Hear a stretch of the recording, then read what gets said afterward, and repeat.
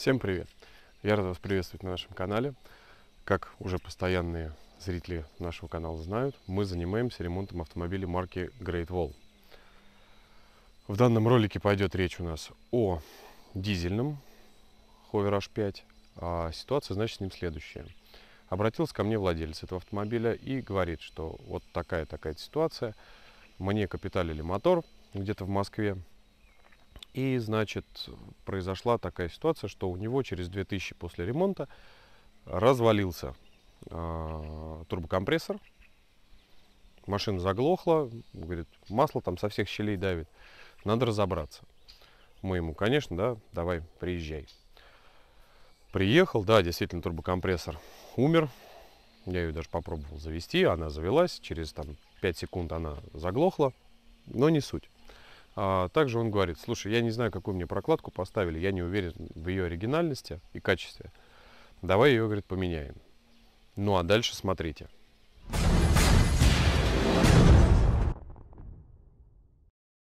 Так, ну что ж, вот он наш автомобиль. Значит, проблема следующая. Автомобиль на ходу заглох, более не заводился. Как хозяин уже сказал, говорит, турбине здесь хана. Ну, турбине здесь действительно хана. Она вон болтается вся. Здесь масло это с фильтра. Здесь масло дувануло. Ну, с учетом того, что этот мотор недавно с капиталки. Ну, как недавно, 2000 уже пробежал. В масле мы наблюдаем металлическую стружку. Здесь у нас все обосрано маслом. Сейчас сливал я масло, значит, наблюдал всю эту картину. Стружки много. Я так понимаю, что вкладыши уже посыпались. Я даже догадываюсь, на каких вкладышах он был собран. Наша задача извлекать мотор и разбирать. Так, скинули ГРМ. Здесь у нас все в масле. Сальник он там выдавило, поэтому, естественно, все в масле. В общем, все как-то не очень весело. Ну, вот, в общем, мы добрались до сего безобразия.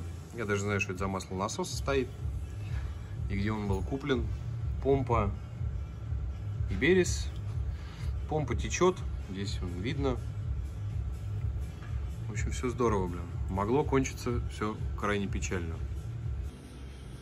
Ремень у нас а-ля оригинал. Долго это не проходит, потому что он даже на ощупь резиновый. Ну, в общем, понятно. Ролик натяжитель говно. No name. Долго не ходит, поэтому такие мы не ставим. Итак, добрались мы до постели распредвалов. Здесь-то еще более-менее. Гидрики уже половина мертвых. Сожрало их. В общем, по-хорошему бы... Нет, здесь постель нормальная, сейчас вот здесь покажу. А вот здесь вот уже не есть хорошо. И с валами тоже не очень хорошо. Но валы, если можно на полировку отдать, то по-хорошему здесь вот уже достаточно глубокие задиры. Здесь вот его тоже очень добротно покушала. Ну и постель сама замученная. В общем, не знаю. Вещи такие не полируются. Напылять это будет очень долго. Будем думать. Может быть, поменяем постель. Хотя таких постелей у меня нету. Тут непонятно чьи головки. Вот с этими прорезями. Откуда они берутся, не знаю. Ладно, будем думать. Тут снимаю сейчас шланг антифризный. И у меня вот такая штука происходит. То есть трубка не держится в голове вообще, блин. Это очень интересно, блин. Сняли голову. Все бы ничего.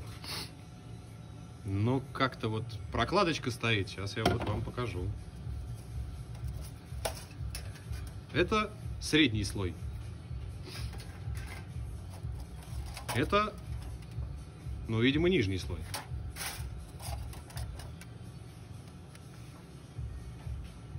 Я не знаю, кто тут что делал, но прокладку за каким-то хреном расклепали. Ну и прокладка из фольги. Ненадолго. И что мы видим? Знакомые следы. То есть четвертым поршнем он уже прикладывался к голове. Ах ты ж проститутка. Также здесь можно видеть, что он клапанами касался. Вот здесь мы можем это видеть также. Ну, сейчас дальше разберем, и будет видно.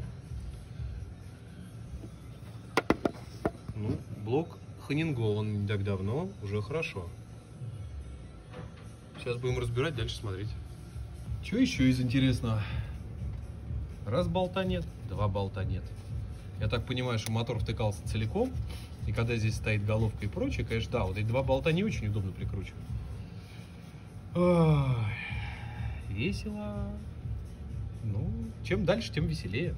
Сейчас разберем, тоже увидим.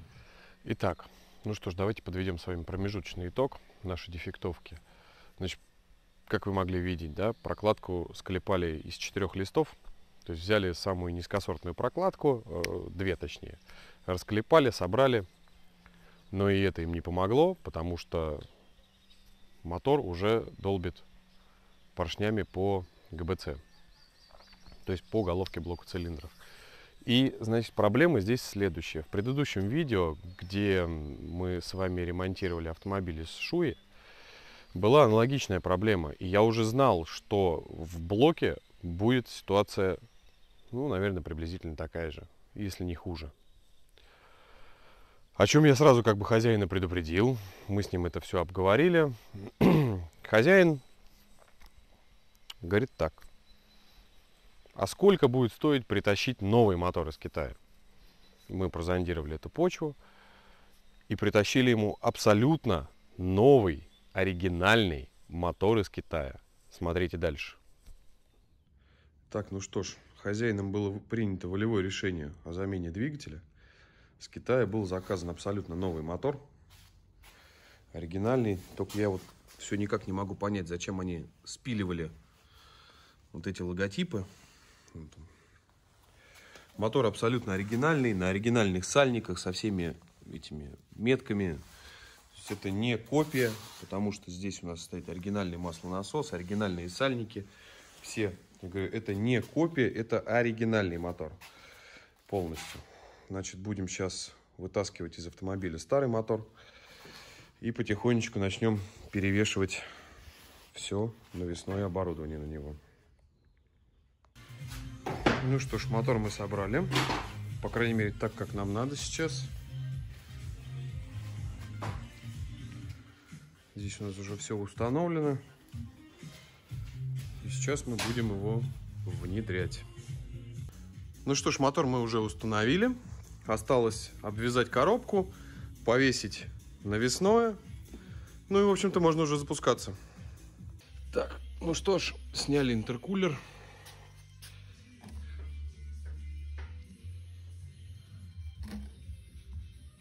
Потекло. Сейчас мы его так оставим и посмотрим, сколько с него натечет. Ребята, хотел бы с вами еще поделиться парой интересных ресурсов. Первое, это наша группа ВКонтакте. Не так давно она существует. Пока информации там мало, я по мере возможности эту группу набиваю. Туда тоже добавляйтесь. Я говорю, там можете получить оперативный ответ от нас. Также вы можете задать свой вопрос на стене. Нас там пока не очень много человек, там что-то порядка 300. Возможно, кто-то поделится с вами своим опытом и расскажет какое-то интересное решение вашей проблемы. Также мы поделимся с вами своим опытом и возможными вариантами решения данной проблемы. В последующем там добавлю я карточки товаров, потому что времени у меня фотографировать весь товар пока не хватает, которые у нас есть, которые вы можете приобрести в нашем автосервисе. Также в отдельных темах, обсуждениях там будут сервисы, которые я могу порекомендовать. У меня есть ряд сервисов, с которыми мы работаем, достаточно тесное сотрудничество, где ребята вполне удачно справляются по городам. Например, это Саратов, Волгоград я знаю, в Белгороде знаю. еще в паре городов толковых ребят, которые, ну, скажем так, как и я, самоучка, но делают грамотный ремонт. Также хочу поделиться с вами ссылочкой на телеграм-канал, достаточно интересный телеграм-канал Haval Big Family, в котором тоже достаточно много веток, очень много там уже народу. Ветку вы можете найти там любую под себя. Есть и отдельная и моя ветка моего сервиса, есть отдельная ветка для дизелистов, есть отдельная ветка для бензинщиков. И по новым автомобилям там можно как-то узнать информацию также от владельцев уже новых автомобилей. Достаточно интересный канал. Ссылочки на группу ВКонтакте и на телеграм-канал я обязательно оставлю в описании. Нажимаете кнопочку «Еще» и вам откроется, вы все это увидите. Ну вот сейчас слили здесь масло. Здесь где-то грамм 200. Ну, то есть то, что машина заглохла сразу, в принципе. Это ее, наверное, и спасло. Итак, ну что ж, мотор собран, жидкости залиты. Сейчас будем запускаться. Ну, с Богом.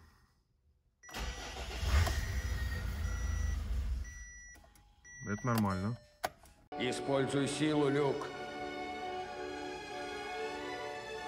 Положись на нее.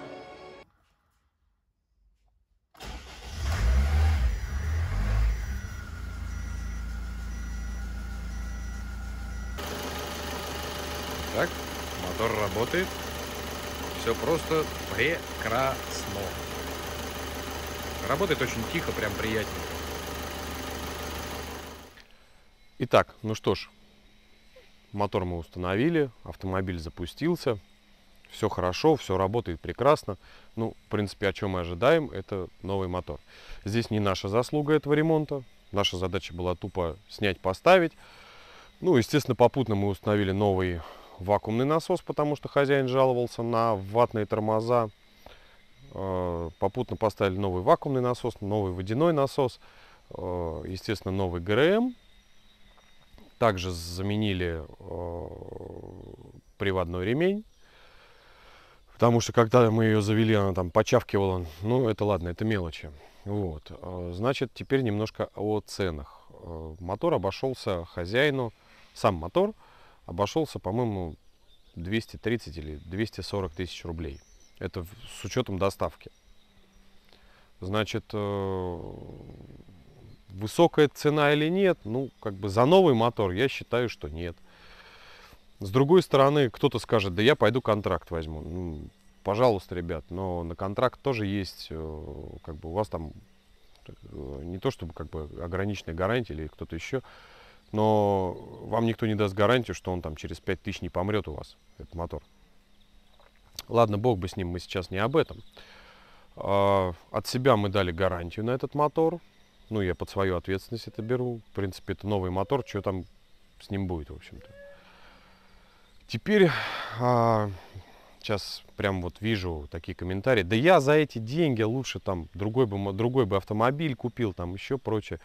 Ребята, а что вы хотите от мотора, которому производителям отведено 200 тысяч километров?